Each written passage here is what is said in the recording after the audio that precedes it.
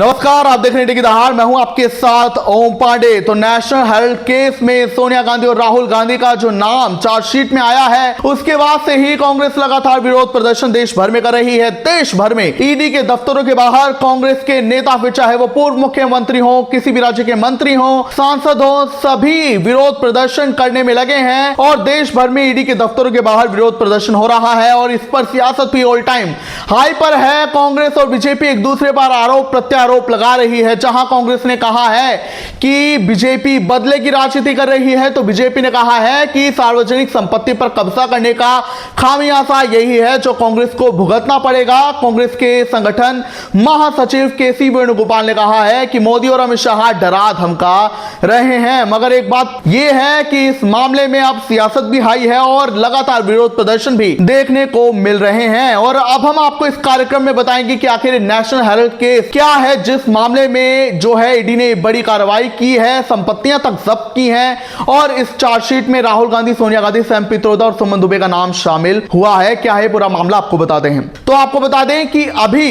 जो है national Herald अखबार केस और एसोसिएटेड जर्नल्स लिमिटेड यानी कि एजेएल कंपनी जो है, इससे जुड़ा ये मामला है मनी लॉन्ड्रिंग का। जी हां, मनी लॉन्ड्रिंग का ये मामला है और इसी मामले में लगातार जांच ईडी कर रही थी। गांधी परिवार से पूछताछ हो रही थी, उन्हें समन भेजे गए थे और अब इस मामले में चार्जशीट में उनका नाम दाखिल किया गया है। इसमें ईडी ने आरोप यह लगाया था कि कांग्रेस के नेताओं ने साजिश के तहत एजेएल कंपनी के जो है 2000 करोड़ से ज्यादा की संपत्ति निजी स्वामित्व वाली कंपनियों से सिर्फ 50 लाख रुपए में कब्जा ली।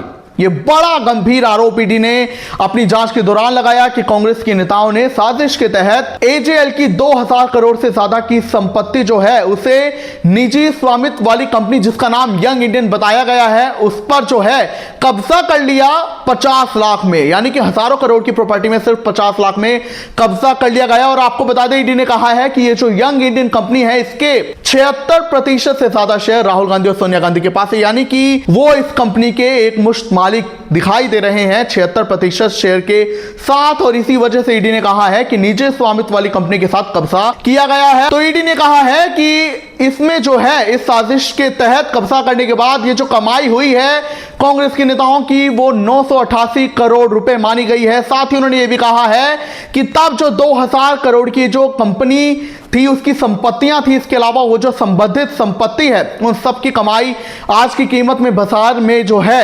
5000 करोड़ से ज्यादा है। बड़ा गंभीर आरोप लगाया है। वहीं आपको बता दें कि अभी जो है वहीं आपको बता दें कि 12 अप्रैल 2025 को यानी कि आज से 4 दिन पहले ईडी ने कुर्क की गई संपत्ति जिनकी कीमत 661 करोड़ थी उन्हें जब्त किया था। जहां दिल्ली, लखनऊ और मुंबई में कार्रवाई की गई थी नोटिस भेजे जाने के बाद।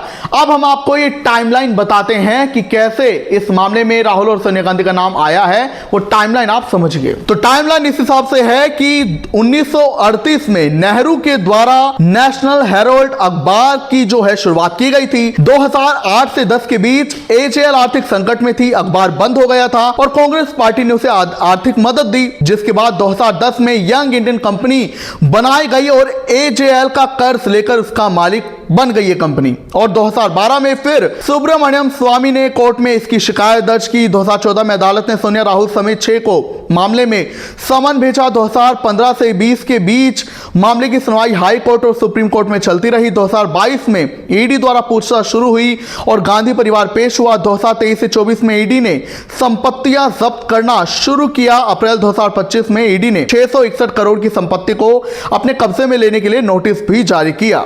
तो यह मामला काफी पुराना है। 2012 में जब सुब्रमण्यम ने शिकायत की थी, तब इसके बाद इस मामले में गाज गिरनी शुरू हुई। अब कार्रवाई लगातार हो रही है। बहरहाल अब सियासत तो हाई है। अब यह देखना होगा कि ये मामला आगे जाकर क्या मोड़ लेता है। फिलहाल 25 अप्रैल पर सबकी नजरें टिकी रहेंगी, क्योंकि 25 अप्रैल को दिल्ली की राउस एवेन्यू कोर्ट में इस मामले की सुनवाई हो रही है। क्या कुछ आप कहेंगे, मैं जरूर बताएं।